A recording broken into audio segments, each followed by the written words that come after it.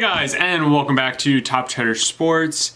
It is Monday, and if you're seeing my face, that means one of two things. But if you're seeing it on a Monday, it means we're talking baseball. You're probably thinking, Spencer, what could we possibly talk about today? I mean, really nothing happened in free agency. We're just going to talk about the obvious, the awards, and never has there ever been an easier year for the Baseball Writers of America, or whatever the hell they're called, to vote on the manager, rookie, relief pitcher, MVP, and Cy Young, especially because of MVP and Cy Young. We got a lot of people who are getting their, well, I guess it's technically not a repeat, but we've seen it before, so let's get into it. Manager of the Year, we'll start with that, because that's probably the thing that matters the least. These guys don't do anything on the field. Let's just get it. Rocco Baldelli wins it for the AL. He was the Twins manager this year. He didn't hit any of their home runs, so why the hell is he winning an award? And Mike Shildt wins it, and I'm a Cardinals fan, but again, I mean, Paul Goldschmidt hit 260 this year, so great job, Shildt. In all seriousness, both these guys did a great job. Let's start with Baldelli. Twins, they were a fringe playoff team probably coming into the year. He really helped turn around Miguel Sano, in my opinion, and that team mashed this entire year. Again, did he really have anything to do with that? Probably not, but he maybe tapped into some of the potential that was lying in these players. And then as for Mike Shildt, he got the Cardinals to win the Central, which coming into the year, they were probably looked at as the third best team. Now, there was a little bit of drama in the NL award vote. Mike Shildt actually didn't receive the most first place votes. That was Craig Counsell of the Brewers, but Shildt outdid him in second place votes and third place votes. Mike Shildt received more top three votes in total than Counsell, and the way the points work, 5 points for a first place vote, 3 points for a second place vote, and 1 point for a third place vote. Tally it all up, and Shildt ends up edging him out. In my humble opinion, I think that Davey Martinez deserved a bit more credit. Obviously, you can't take into account anything that happened in the postseason, but just the fact that he got the Nationals to the postseason after that terrible start, I felt like he deserved a better look. But that being said, both guys who won Manager of the Year deserved it. And it was also their first full season. It was Baldelli, it was his first season in general. Shildt technically was the interim manager for the Cardinals last year, but this was his first full season, so congratulations to those guys. Rookie of the Year, this was obvious. Yordan Alvarez wins it in the AL for the Astros, and Pete Alonso from the Mets in the NL. Alonso led in home runs, so, that's what matters in baseball. So, clear-cut choice there. And then for Alvarez, the second he was called up for the Astros, he absolutely mashed. Now, the reason he performed so well could have been the fact that the Astros were cheating, but we won't get into that. He posted really good numbers and much deserved. Go into relief pitcher. Aroldis Chapman from the Yankees wins it in the AL, and Josh Hader wins it in the NL from the Brewers. Both these guys were dominant. Both of them lefties. And they aren't just lefty specialists. They don't just come in to face one lefty. No, they come in to face three guys in the ninth inning with a three-run lead or less. So congratulations to these guys. They're dominant. Hader is unhittable. He had a really shaky start, and he turned it around. And Aroldis Chapman has been, one of the best in the league for quite some time. So, and this was a comeback year for him. So, good on both of them.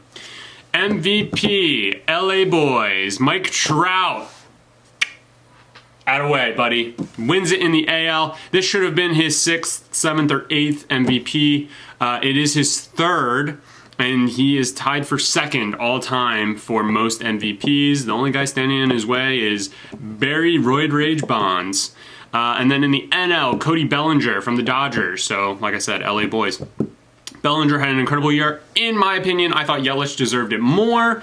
He would have been a repeat. That's Trout won it before, so that's why, from what I said earlier. But Bellinger did have a really good season. Can't take anything from him there. So congratulations to both of them. And Cy Young, the Astros almost swept the top 3 awards, Rookie of the Year, Cy Young, and MVP. It was clear in the AL it was between Verlander and Cole. Again, I thought Cole deserved it more. Verlander takes it, not his first. And in the NL, it was Jacob deGrom. Now, I will be the first to admit I did not bring up deGrom when I was talking about guys who I thought deserved the NL Cy Young. Shame on me. deGrom, I think the reason there was because he got off to such a bad start this year that he kind of just flew under my radar for the entire season. You go and look at his stats, he had an incredible finish. His last 23 starts, just like last year, where he was unhittable.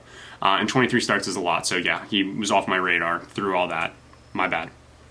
But congratulations. Everybody who won their awards, much deserved. Bregman deserved a good look for AL MVP, but with Trout getting snubbed all those years, he deserved it. So, all right. Other news, and there's really not much else to talk about. We're just going to talk about the qualifying offer. So everybody declined their qualifying offer, which means a lot of teams are looking at draft compensation, except for 2 players. Jake Odorizzi of the Twins bet on himself. He was one guy that I said should probably take it, and he did. And Jose Abreu. Now, Jose Abreu surprised me. I can't exactly remember what I said, but being one of the only first basemen on the market, I felt like he could have commanded good money, more than probably what he got through the qualifying offer. His age is going to hinder him coming out onto the free agent market next year, so we'll see what happens with him. But I thought he would go for a multi-year deal, even if it meant less money, but nonetheless. And then, quite interesting, I was very adamant, Will Smith, that West Philadelphia born and raised, that you should take that qualifying offer. And you didn't, and you really proved me wrong. Holy shit. So $17.8 million, if you don't remember, that is the qualifying offer for 1 year. Will Smith is a relief pitcher. Relief pitchers don't make more than $15 million normally, and that just seemed like an obvious choice. He goes out and gets a 3-year deal with the Braves for $39 million. And what blows my mind is that a team gave up draft compensation for a relief pitcher, and on top of that, they're paying him $13 million. Will Smith, I applaud you. You somehow did it. You made it through the system that is meant to fuck you over, and you got paid. So good on him. He is making $4.8 million less, but if you think about it in the long run, he makes $17.8 million for 1 year. Then he hits the market. Is he going to be able to command a 3-year, $13 million deal with another year tacked on him? Maybe not. So I like that. I like that for him a lot. So way to go. You really proved me wrong. I didn't think you'd be able to command that money. I would have thought 10. I mean, he's a dominant pitcher, but who wants to give up $13 million and draft pick compensation? I'll tell you who. The Braves. And they may go after some other top free agents. But that really does it. As far as quick rumors, Real Muto should be talking about a deal for him pretty soon. The Phillies should lock him in. Phillies are another team that are looking to add either a pitcher or a third baseman, so hopefully they're active this year for their sake. Cardinals re-signed Adam Wainwright. That's, I only am talking about that because I'm a Cardinals fan. Otherwise, that's a move that probably flies under the radar. Braves re-signed Darren O'Day, so they're keeping that bullpen tight, and adding Will Smith is a great move. But it's going to be really interesting these coming weeks to talk about Strasburg, Rendon, Ozuna, all guys who should be demanding a lot of money. Garrett Cole, because I didn't say that. So yeah, a lot to talk about in the coming weeks. Hopefully it's a fast-moving offseason, but we shouldn't hold our breath. A lot of these guys could go unsigned until forever, so who knows. But hopefully that's not the case. Hopefully we see some good money movement for these guys. They definitely have worked hard and deserve it. I don't know if anybody really deserves $300 million, but for playing a game of stickball or going out once every 5 days.